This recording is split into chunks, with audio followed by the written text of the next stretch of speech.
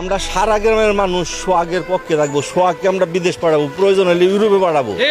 আমরা সবাই মিলে যদি চেষ্টা করি সোহাগকে বড় লোক করে ছাড়বো।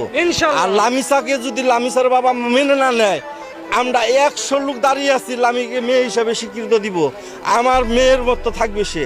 এইরকম 100 লোকের স্বীকারোক্তি দিচ্ছে যে আমাদের কোর্টে উন্নয়ন এই যে লামিসা আমার মেয়ের মতো।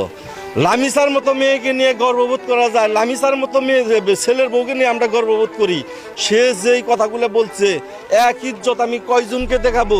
তার বাবা মার কোনো ঘৃণা নাই, যার কারণে তারা সোহাগকে এইভাবে জেল খাটাচ্ছে। মেয়ের এই কথাগুলো তারা নরম হচ্ছে না।